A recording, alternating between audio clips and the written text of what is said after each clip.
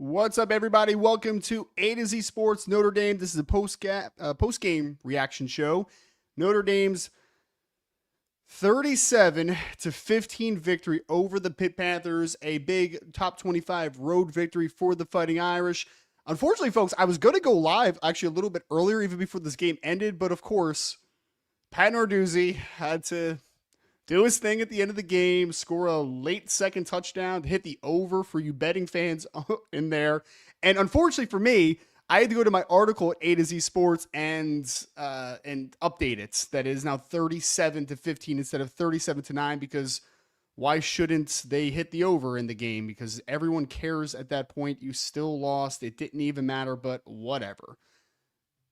Frustrating ending there, but not a frustrating game, obviously. A frustrating game in some capacities, which we'll talk about as always here on the post-game reaction show. But a 37-15 victory, which means you had a 22-point victory on the road. And we also know that it was a little bit more decisive than that for the people that saw the football game against a top 25 team when you only have 3 games left in the regular season, counting today for Notre Dame to make their playoff push. So yes, everybody is coming in here. Narduzzi being a loser. He sucks. Such a coward. There's a lot of great comments here. And if you all are live with us on YouTube, make sure to hit that like and subscribe to the channel. It's very much appreciated. But I also thank you for being in the YouTube side of the stream, because YouTube, out of every other service, and I don't use Twitch, but I've heard Twitch is pretty user-friendly as far as like the people that are listening and the content, the people that are taking in the content. But YouTube, out of YouTube, Facebook, and Twitter, is definitely the most preferred because it's easier to get into the conversation. For some reason, the Facebook and YouTubers can't see the comments unless I pull them up, which makes it a little bit disjointed. So if you were live with us on Facebook, thank you for being there. But if you want to go over to YouTube, again, that is preferred because it is much easier to have a good conversation in the chat. For anybody that has been to one of these live shows or just a show with me in general during my career, I like the interactions in the chat. And because for me, I could talk to a wall for the next 30 minutes. That's fine if that's what people want me to do.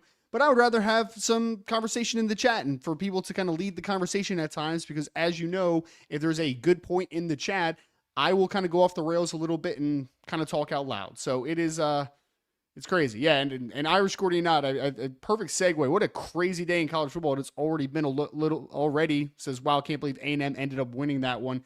Yeah, man. I mean, they were losing 30-7 in that football game, and they ended up coming back and winning. So yeah, this is my thing with college football. Everyone has their projections and their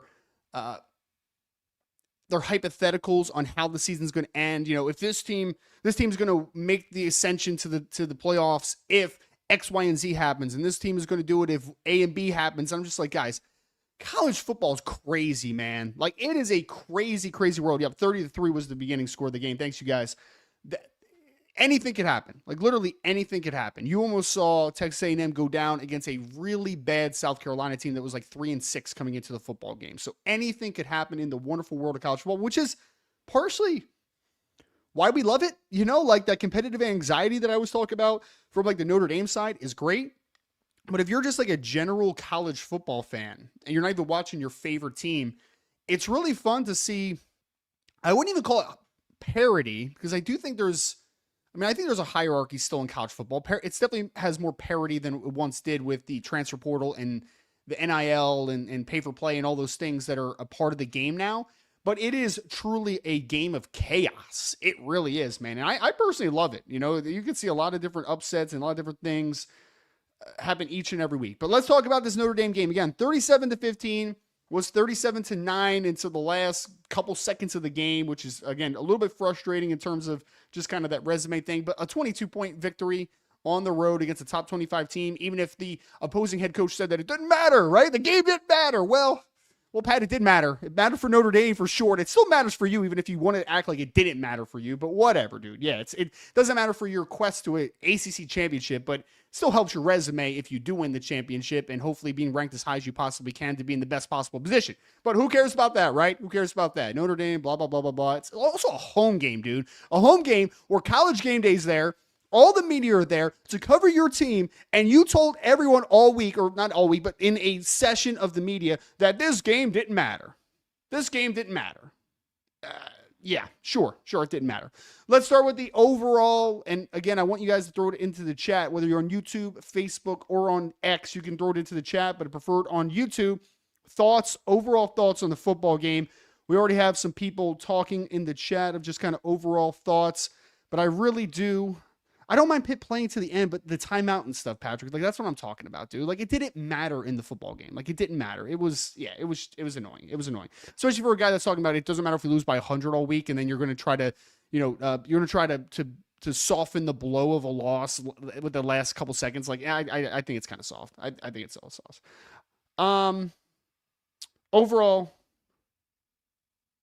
Overall thoughts on the game and it in its entirety. We'll talk offense, we'll talk defense, we'll get a little bit more micro and a little bit more granular in our view of this team.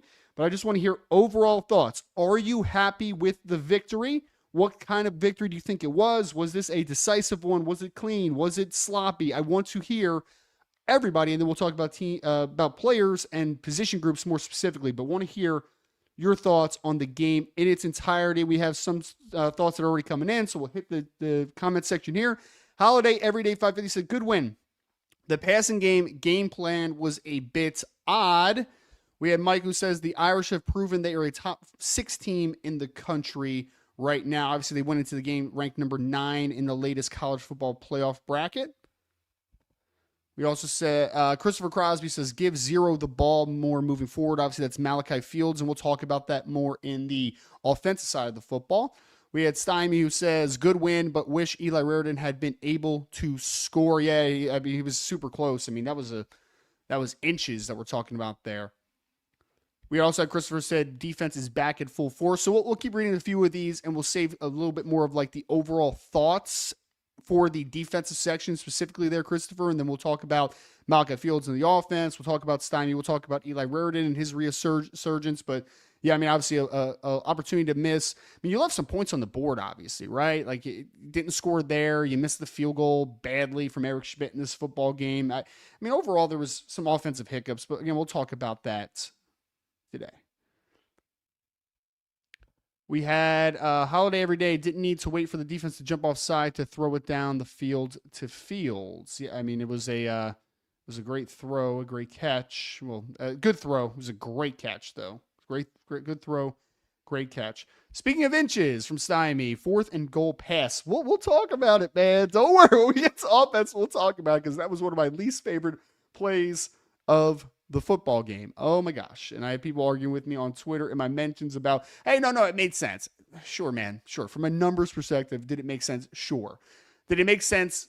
Forget it. I'm getting drawn in here. I blame you for this, Stymie. I'm not going to play this game with you, man. I'm not going to play this game where I get sucked into the ADHD trap. This is going to happen on the offensive side of the football. But overall thoughts, let's talk about it. I'm going to bring up some more chats as we talk again. Overall thoughts on the game. Positives, negatives, overarching though. Don't get super granular or super specific with your commentary. But I would love to hear about your thoughts on the game. For me, Michigan wins, Texas A&M wins. Yep, a couple conversation points in here. Oh, this is an interesting comment. This is actually very interesting from Patrick, and I'll talk a lot about this player later. But he said, I knew it was over after the Tate Johnson touchdown. I mean, that was in the first quarter, man. Like, I was in the first quarter to make it 14-0, which was a phenomenal play in this full game. Overall thoughts on this game.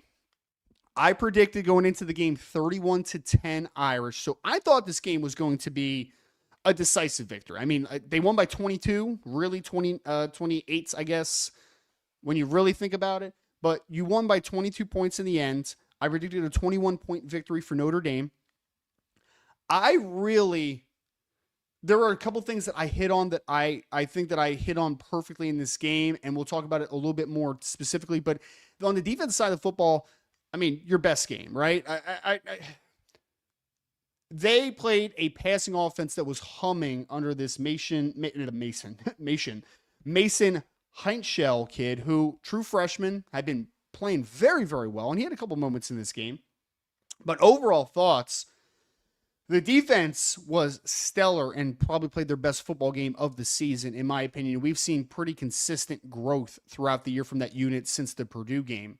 On the offense side of the football, not quite the game I expected. Not quite the game. I kind of thought that this team was going to come out and soften this team with passing early on, because I did expect Pitt to come out and say, hey, you are not running the football on us. Like, we see when you guys are able to run the football, we don't have too much answers just from a defensive perspective, because that gives CJ Carr so many different options, right? Like, that gives him so many different options when you're able to run the football. So I actually thought that since they will kind of come out and try to assert their will, maybe put some more extra hats in the box and blitz a little bit, I thought they were going to try to throw the football a lot, especially early on in the game. And I felt like it was just a little bit of a just unique game. And I want to talk about, and actually I'm just going to jump over the offensive side of the football because it's hard to not get specific with this commentary here. So on the day, we'll talk about the mixed opinions I have on the offensive side of the football.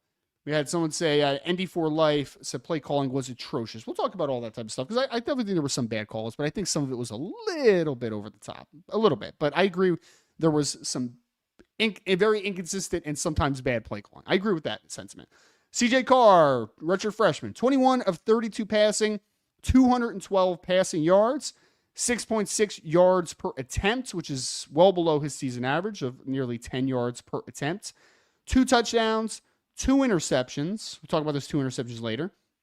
Notre Dame as a team ran for 175 yards, 4.9 yards per carry, and 2 touchdowns. Obviously the bulk of that went to Jeremiah Love, who carried the football 23 times for 147 yards and 1 touchdown. That is 6.4 yards per carry, which is also right around his season average as far as yards per attempt. I think Jeremiah Love was at like he was exactly at 6.4 coming into the game. So that was his average. Malachi Fields with a big day receiving the football. 7 catches for 99 yards, 2 touchdowns on 10 targets. Eli Raridan had his best game in weeks. 6 catches for 67 yards, made a couple big plays after the catch in this one as well. Outside of that, not a ton of production throughout. Will Pauling had 3 catches for only 6 yards. Jordan Faison only had 1 catch for 6, and that was later on in the football game. KK Smith had 1 catch on a screen for 7 yards in this game. Micah Gilbert had a catch late for 1 for 7, and Jeremiah Love had 2 catches for 20 yards. So of the 21 passes you completed, 13 of them went to Malachi Fields and Eli Raridan. So let's talk about quickly, because I want to spend a lot of time on the passing game, the running game for a second. It was another game where it was a feast or famine, big play or bust kind of performance by the Notre Dame run game. You obviously had the huge early touchdown run by Jeremiah Love in the first quarter where he went 56 yards for a touchdown, which was another amazing play by Jeremiah on the spin move. He hit the B button for you gamers out there, and he raced for a huge touchdown. But outside of that, I mean, we're talking about 22 carries for 91 yards for Jeremiah Love, and quickly 91 yards divided by 22. That means that he ran for just 4.1 yards per carry outside of his long touchdown run. Jadarian Price had another tough game in terms of production, 8 carries for 21 yards, only 2.6 yards per carry. CJ Carr had the touchdown run in the second half, but he only had 5 carries for 7 yards. That is 1.4 yards per carry. Jadarian Price did have a couple nice returns in the kickoff game, though, if you kind of just want to supplement production for production there. So he did have some productive plays. It was just not as much in the run game. And I think that there's a couple of things here, and I look forward to going back to the old 22 film, because this is like commentary on offensive line play and everything is a little bit segmented and inconsistent in these post-game reactions, because a lot happens, man, in such a short amount of time, and you cannot possibly watch effectively from broadcast film 5 players every single snap. It is impossible. That's why the old 22 is so important after the football game. But it did seem like there was a lack of push up front. It did also seem to me that a lot of it was coming from the interior again, which we talked about a lot during the last game, of kind of like an up and down, inconsistent run game. And I will say that Pitt clearly was trying to force you to throw the football. There was a ton of extra hats, whether it was Kyle Lewis, the other running back, white linebacker Lovelace. They got a couple decent linebackers. They were blitzing all over the place and kind of giving you different looks. So I do think that there was an intention from the Pitt side to get extra hats in the box, which of course is going to limit some things, right? Like you can't run against 8-9 man boxes consistently. And I'm not saying it was 8-9 every day, but there was some points where it was 8-man boxes, 7-8 man boxes, maybe the occasional all out to try to stop a Jadarian Price or Jeremiah Love. Those things do happen, but I do think it's a lack of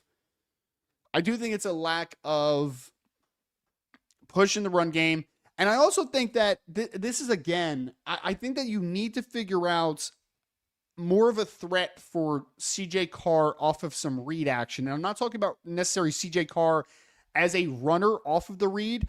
I'm talking about whether that is some heavy play action, whether that is just some general RPO stuff where he maybe can throw a glance route or throw a quick slant or throw a bubble, whatever. I'm not talking about a true screen. Like, I'm talking about true RPO. There has to be something that makes a tendency breaker of your defense thinks it's a run play. It's run action throughout the first couple steps of the play, and then all of a sudden it's pass, which is going to freeze second and third level defenders for a second, which is going to lighten that box naturally. So I do think there's something that still needs to happen. That's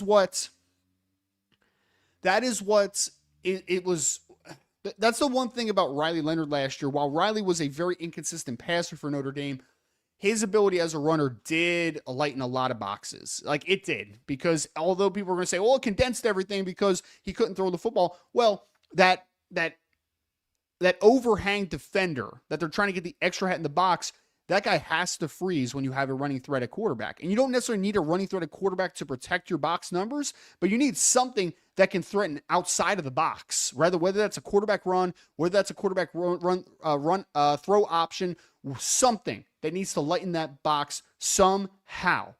You need to find it. And I know that I don't know the exact stat off the top of my head, but I think someone had put it out there. I forget if it was a PFF metric or if it was a Sports Info Solutions. No, that's Sports Info Solutions. That's just NFL. But there was some metric out there that had showed that CJ has not been a great play action passer this year, which is super interesting to me. Like, that's very, very interesting, because you would think that he would be the exact quarterback that would be a really good play action passer. Whatever it is, like, you need to figure out something off of that, because Jeremiah Love is going to do this against bad teams. Jeremiah Love is going to do this a couple times a game where he just breaks one by himself, basically, right? Like, it was well blocked on the spin play. Like, he had like 5 or 6 yards easy, but the fact that he made that play from probably what should have been a 7, 8, 9 yard run to a 56-yard touchdown, that's special. Last week we talked about it where, you're basically surfing on top of a couple players and then you go almost 50 yards for a touchdown on that one as well.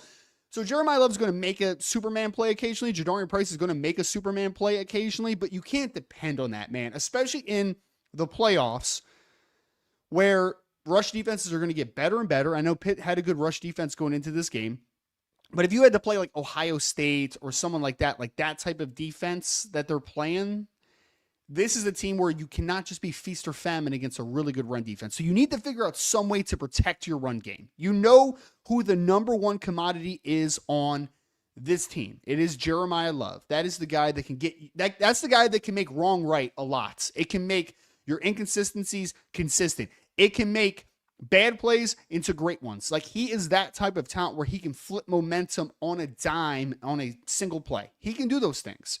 But you don't want to depend on that, man. It's going to be in the back pocket for an occasional play, but you need to be a lot more consistent getting 5, getting 6, getting 7, getting good early push, finishing drives, right? Like that's been a consistent thing. The inability and trust to convert on short yardage and goal line. This goal line offense is not very good. Notre Dame needs to figure out those little parts of this game that are still not there, because this offense has every making of being a very good offense, man. Like, it really does. You have an offensive line that has not been perfect by any stretch, but is still above average for college football standards, even on just an average day, right? Like, they are. Comparative to everyone else. I'm not saying in a vacuum, but compared to everyone else, this is still a good offensive line. You have a quarterback in CJ Carr who does a lot of good things and has been mostly very good throughout the year. You have a superstar in the backfield, and you have a great number 2 who could start for a lot of college football teams. And then you have Malachi Fields, who's making big plays. You have Jordan Faison, who's Mr. Dependable when you throw to him. You have Eli Raridan, who's a threat. Will Pauling, who's a good secondary option. Like, there's a lot of great players on this team, man. But I really do think that there's just something missing that's just kind of, I feel like two roads are it feels like two roads that have yet to merge, right? That have yet to converge, that have yet to intersect. I need that intersection to happen at some point, because they have the makings of a good offense, but I would love to hear from you guys if you're feeling this way, But I am starting to wonder if it's going to click fully in 2025, because this is a young team in some aspects, obviously most notably at the quarterback position, being such a young player. Is this an offense that maybe more takes off in 2026 than what we've seen in 2025? Or is there still a switch that could happen in this season? They're going to need it. And if and when they make the playoffs, they are going to need this offense to be able to take that next step. We've been kind of waiting for it. It's been good, but it has not been consistently great, obviously. And it's been kind of trending downward over the last few weeks in terms of consistency. So what is the answer to that? I'm not 100% sure. I'm going to dive into the film and try to figure it out. But offense just kind of wanted to work on the run game. Let's go to the passing game, though, because I think this one is a very interesting question. I'm going to leave it very blanket, and I want you guys to put it in the chat. And I'm going to bring these comments up here in a second. The question is, what were your thoughts on CJ Carr what were your thoughts on CJ Carr's performance against the Pittsburgh Panthers? Again, I'm going to read it off, and please put games in. 21 of 32, 212 yards, 6.6 yards per attempt, 2 touchdowns, 2 interceptions. He ran the ball 5 times for 7 yards and 1 rushing touchdowns. Thoughts on CJ Carr? Please put it in the chat. I'm going to bring up a couple comments of my initial question here, and then we'll work on those CJ Carr questions. It's time to say agreed. It feels like it's just not going to come together fully this year. We had Christopher Crosby, who 10 games in. I don't know how much more they can clean things up. I mean, it's fair. I mean, you are potentially going to get a bump back when Billy Schroth comes in, just to kind of be devil advocate for a second. And naturally, a quarterback is, in theory at least, going to get better game to game. And when he's a young quarterback, I do think there's some improvements that can work there. So there's a couple things that could potentially kind of trend you upward. But I agree, when you're 10 games in, you do have to beg the question of, hey, is this just kind of the ceiling for the offense this year? Not saying like the overall offense long-term, like under CJ Carr, because obviously things can get a whole lot better. But is this just kind of the offense we're going to see? Because you scored 30, you won 37-15, but pick 6. You also had 2-point conversion that was returned by Adon Schuler. So you scored 9 defensive points here. So you scored 28 points if you're an offense. All right, let's go to Jim O'Brien. We're getting some comments in here now. He said not his best game. A lot of dink and dunk. Great win, though Jim adds in there. Stymie says CJ did not have a good day, but still managed to lead them down the field when it mattered. His bad days are still good days by most metrics. Christopher said that first pick was bad. He locked in on one receiver. Second one, that play just went so fast. And then we had AK 109 football guys. I thought CJ was actually relatively good, except the pick on the dig. So let's talk about CJ for the 2 interceptions here for a second, because I obviously I'm a big fan of context. So I think there's some context that we can be had on those 2 plays specifically. I thought, and I agree with Christopher, the first interception, and ND4 Live said, can we get a pitch to Jeremiah Love on the outside? There is a lack of creativity on the outside run game, whether that is stretch, outside zone, whether that's a toss, whether that's jet sweep. I agree, ND4 Live. There is definitely a lack of trying to test the edges for Notre Dame for whatever reason. I'm not 100% sure why that is. But back to CJ. First interception. It was an in-breaking route to Eli Raridan, where it looked like to me, and again, without all 22, it's not, I'm not going to say this definitively, but it looked like to me that it was a cover 2. It was cover 2 on the back end for the Pitt defense, which means that you had 2 high safeties. It looked like Eli got to the inside leverage, the one safety to his side initially feathered out to be cover 2, working from the hash to the sideline. Here's the issue with this play. It's a great cover 2 play in terms of threatening that inside void between the 2 safeties.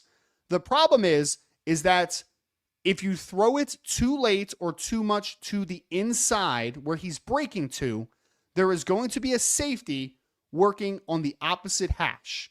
And CJ, for me, probably, and I'm saying this again without the old 22, but it seems like it was to me, it looked like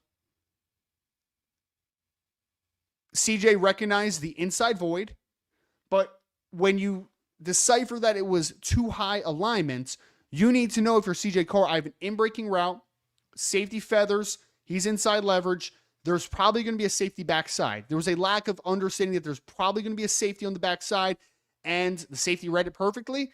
jump the routes, but it was a bad decision by CJ Carr. Not necessarily a bad throw, but it was a bad decision. You need to be wary of that backside safety. You need to throw that ball a little bit earlier or to stop Eli Raridan's momentum to work that inside hole. We call it a mid hole. You got to work the mid hole in between the two safeties. You threw it too late, inside, intercepted. That play I thought was a bad decision by CJ Carr. The second one, screen pass, bad play call, agree. Don't like the play call. You're just not a good screen team. You really haven't been all season. I think that two things can be true on that play. Bad play call. Didn't like the play call at all, especially on 3rd and short. Did not like it. Did not like it. Did not like it. I want that to be clear. I did not like the play call. Did not like the play call. I'm going to say it 2 more times because people don't like to hear some things sometimes. I did not like the play call. I did not like the play call. I also think that CJ needs to feel it out. Like he felt, things happen quick. Agree. The minute that blue flashes into your screen, you got to dirt that ball, man. You got to hold on to it. You got to dirt it. You got to something else. Something bad is going to happen when that color flashes that quickly. So it was mostly a bad play call. Do I think CJ also made a bad play? Yes. I still don't think he should have thrown it or he should have thrown it at someone's feet. I do not think that that was a good decision, again, in a quick decision perspective. I don't think it is. But it was a bad play call. So first interception, CJ blame. Second interception, mostly Mike Denbrock blame. That's kind of where I am on those two really bad plays. It was just awful. And the worst part about those plays was Notre Dame had the ability. Agree. He should just ate it, Christopher. I agree. Should have just ate it. The minute that flashes, you eat it. Eat it. Throw it in take a sack.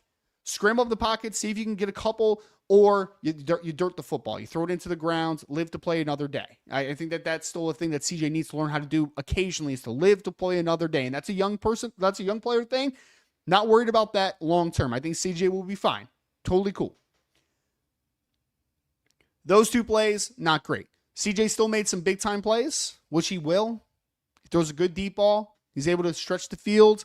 CJ Carr did a lot of great things. Those two plays, and the worst part about those two plays, whether it was Denbrock's fault, CJ's fault, if we want to argue back and forth, I don't care. I don't even really want to have that conversation. Those two plays, though, killed your momentum. In both instances, you had a chance to put the nail in the coffin a lot earlier than you did, man. And again, those plays, when I turn them into the bigger games you're going to play. And I know Pitt was a good team, but we all know that Notre Dame should have won this game, how they won this football game. But when you make the playoffs, that momentum shifting play is a loss, more than likely. And having 2 of them is probably a loss. Probably. You just can't have those in those big games. You just can't have them. They killed momentum both times, and that could be a huge issue in a really big football game. So we need to eliminate those things. Also need to eliminate some of these penalties, man. I don't know what the final number was, but there was a stretch there where I'm just like, God, can we have a play without a penalty happening on either side of the football? It was a very disjointed game a little bit. I did not like the general flow of the football game, but I thought that CJ did some really good things, but a couple, again, redshirt freshman mistakes, but things that he does need to clean up in those bigger games. Let's go on the defensive side of the football. Guys, I'm going to be a lot more positive about this. A lot more positive. I was a very loud voice in the Notre Dame media space and I think most people were. So it wasn't like I was the outlier and I was just doing it, right? I was leading the charge. No, I think most people said I'm not sure if Chris Ash is that guy. I'm not sure if Chris Ash is that guy. And we had the first 2 games, the meltdown against Texas A&M where you just give up 41 points. Then against Purdue where you give up 30 points and you look horrible in the first half. Since then, things have been better. And I know there's been some expectation or some thought process behind the scenes that maybe this was a call to action from someone over Chris Ash to, hey, we're going to play defense maybe this way. I'm not going to speculate on those things. I know what I hear. I know what I believe, but either way, it doesn't really matter. All that matters is the defense has been growing consistently since that Purdue game, and this team now looks like on the defense side of the football, and if I would have told you after week 3 that this is the case, there is a potential here that your defense is the best unit that you have. Special teams, offense, defense, down the stretch of the season. I don't think many people would have believed that early on in the year. Whatever the change was, this was a very impressive performance by Chris Ash. I thought there was a couple, that first drive, I thought that they were playing a little bit soft in like that soft zone, just kind of letting Mason Heischel like just kind of dink and dunk a little bit, and he actually had some success down the field. But after that, we saw a lot of second level pressures. We saw a lot of pressure just in general. I think Notre Dame, if I remember correctly, I'm actually going to look it up. Four sacks in the football game. They had 7 pass breakups and an interception. They also intercepted a 2-point conversion that Adon Schuler returned for 2 points. So, I mean, you're talking about technically 2 interceptions in this game, talking about 4 sacks, talking about 7 pass breakups. So you had some disruptives tonight. Like, you disrupted the Pitt offense. Mason Heischel, who came into the game in 5 starts for over 1,500 passing yards and 12 touchdowns. He was 16 for 33 passing for 126 yards, no touchdowns, 1 interception. His yards per attempt on the day was 3.8 yards per attempt, which would be a horrible rush average. 3.8 yards attempt as a passer is terrible. They even put Eli Holstein in the game, who ended up throwing that touchdown late. He was 3.8 yards per attempt as well on his 6 passes.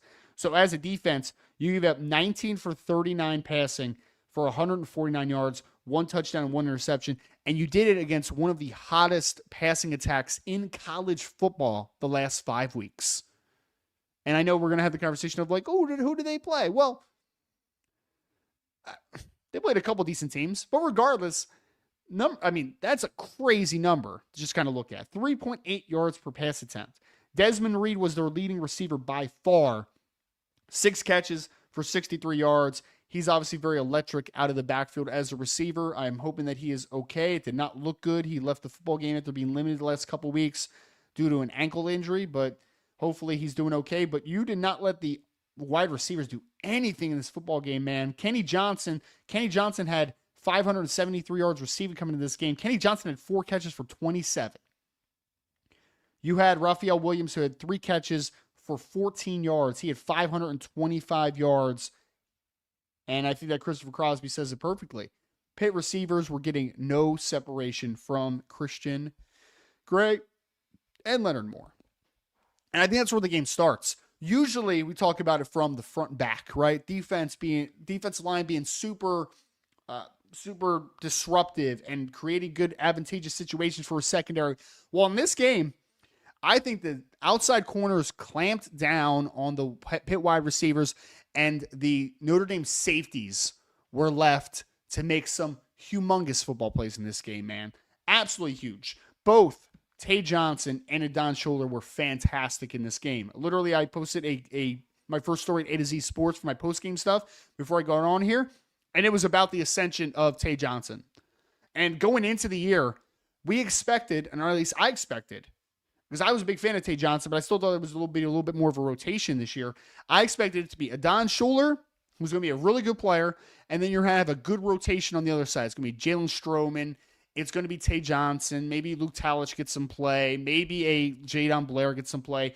But now, 10 games in the season, Tay Johnson's not only a starter, but he's a star for the Notre Dame defense. He ended the day with 5 total tackles. He had a half a tackle for loss, which was a really nice play. And he had obviously had the interception that he returned for a touchdown in this contest as well. So a humongous day for Tay Johnson. And Adon Schuler, while his stat line might not be quite as gaudy, or at least on the pick 6 aspect, he had 2 total tackles, but he had a tackle for loss, which was a tremendous play, a sack in the football game, a pass breakup.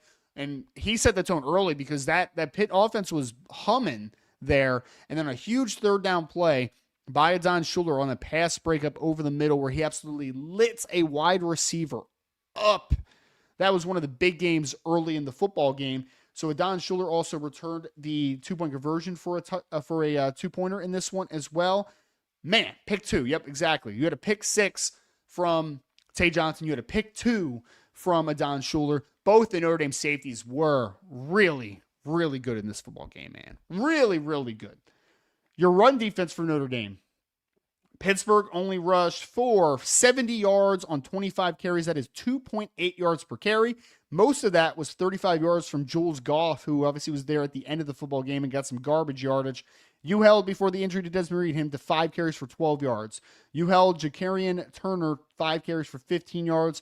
You held Mason Heischel, who did a lot of great things with his legs in the pocket and be able to extend some passes, but he ran the ball 9 times for 7 yards. Obviously, the 4 sacks are included in the yardage total for him. So he had more yardage than that as a runner, but he lost a lot of yardage as from a sack perspective. And I'm really juiced up about this team right now defensively. Like, I really am, because you're starting to see now more of a, last year I think it was more of a star group. Like, you had Xavier Watts, who was your star. You had Benjamin Morrison before he got hurt was your star, but then it became Leonard Moore was your star. You had Riley Mills, who was your star up front. Like, you had stars last year. This year feels like much more of a collective, a bunch of really good players across the board. Obviously, Leonard Moore is still your star, but it's like, I don't know if I would give Adon Schuler, for instance, like a star label, but he's a really good player, right? Like, he's a really good player. Christian Gray has been up and down, but you have had great moments from Drake Bowen and great moments from Kingston Viliamu, who I think is probably one of the next closest to being in that star category. You've had Boubacar Traore, who's had a bunch of big plays. You had some nice plays from Jason Onye today, Jared Dawson. Like, there was a mixture of just good players being a part of a collaborative effort to dominate a football game. So defense, stellar. Best performance under Chris Ash, and that unit continues to trend upward. That 15 is a shame, because that was a 9 points let up by this defense, but unfortunately that last second touchdown from Pitt and Coach Narduzzi ruined the stat line slightly. But the defense did a tremendous job all day, and they were put into some tough situations, man. Like the second interception by CJ Carr put them into obviously to go situation, and they were able to stand up tall. And they were able to stand up tall after the first first interception as well. So the two interceptions put them in some really bad situations from a field position perspective. But the Notre Dame defense was consistent to stand up and do the thing, man. And to be up for the challenge. Really was impressed. Now let's talk quickly about the kicking game. You missed another field goal. Guys, I don't know what else to say about this at this point. Your kicking game is not going to be fixed this year. It's not. Like last year, it was, we need desperately to get Mitch Jeter healthy, because Mitch Jeter had been a really good kicker at South Carolina, and you knew that it was just the hamstring, man. Like, that's what it was. Like, it was the hamstring. He wasn't him same self. Noah Burnett, who knows when that timeline will be back from him being fully healthy, if he'll be fully healthy at some point. I have no idea. I'm not a doctor. I'm not going to speculate on it. And I haven't been told anything about it. So I don't know exactly what the timeline is on there. And Eric Schmidt might end up being a very good kicker at some point in his career. He's obviously a huge kicking recruit, but you missed another field goal. You missed a field goal, and it wasn't a very overly difficult field goal either.